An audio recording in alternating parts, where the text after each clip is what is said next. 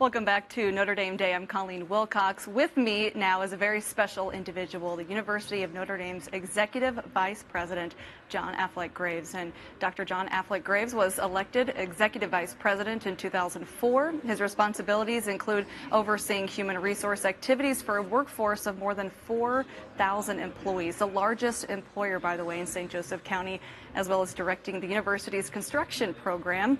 And thank you so much for joining us today. Now, first, tell us about the Duncan Student Center and how it's really enhancing students' experience at Notre Dame today. Yeah, we're so excited about this center. You know, it's become home to our students. They do so much here.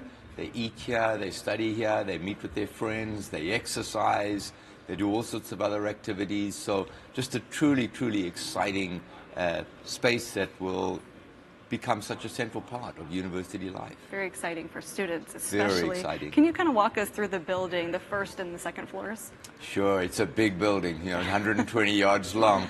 The first floor, just a wonderful space where students can come in, they can get Asian chicken in the Asian Ginger restaurant, they can pick up a pizza or a salad at Modern Market, they can get a gelato, which is very, very popular. That's very popular, in the Higgins yes. Cafe. There's a beautiful stadium seating area where they can sit and walk, work tables where they can meet with their friends, meeting rooms, and those are all on the first floor. When you come up to the second floor, we have a lot of meeting space for our 440 clubs. Hope a lot of people will be supporting those clubs on ND Day. There's also lounges for graduate and undergraduate students, and there's also all of our student media are here. So Scholastic, the Juggler have space here, 2 radio stations, and this beautiful studio here, which is just a wonderful space for our students' TV station. Yeah, first year to use it. It is absolutely beautiful. And also, what are students experiencing then on the third, fourth, and fifth floors? Right, so the third, fourth, and fifth, the third and the fourth floors are our new rec sports center. So, so important that students learn to look after their bodies through their lives. We've been able to treble the amount of exercise equipment that we had over at Rolf's, and one of the busiest places on campus now. There's weight machines, there's free weights, there's studios, there's a suspended 1/6 of a mile jogging running track, and then there's a climbing wall. So just third and fourth floors, that's absolutely heavily utilized. You can go up there live, lots of students doing all sorts of things. Then the fifth floor may be one of the most important spaces on campus, because while it's wonderful for us to have these students here for 4 years and educate them, we have to get them on the next path to the rest of their lives. So the Career Center, helping them decide where they're going to go, where they're going to work, who's going to employ them. So another spectacular facility, over 100 yards long, the biggest career center we think in the country. 89 interview rooms, much more than we've had before. So another very, very important space on campus.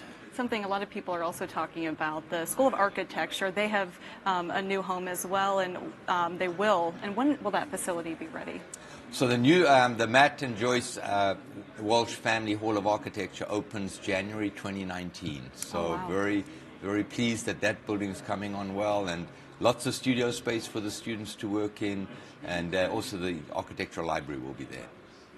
And in addition to the Walsh Family Hall of Architecture, what are some of the other new facilities that are currently being constructed right now?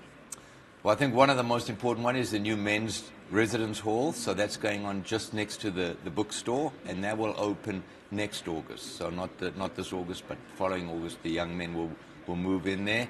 It's also we're also doing a big dorm renovation project. So 2 years ago we did Walsh Hall.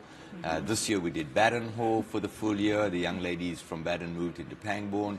This coming year, the men from Morrissey Manor will move into Pangbourne for a year, and we'll redo the manor. And so long overdue project, and the year after that the men from Dillon will be done. So those are great projects that are going on. And then we will also begin the design phase for the Racklin Murphy new Museum of Art, which will go down on the sculpture park, the Charlie Hayes Sculpture Park. And that's a facility that will probably come online around about the end of 2020, beginning of 2021.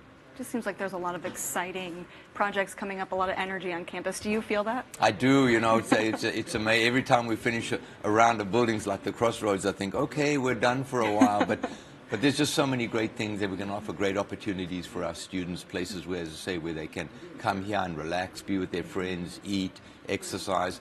but also places where they can do more research, meet with faculty, and so just a really exciting time for the campus.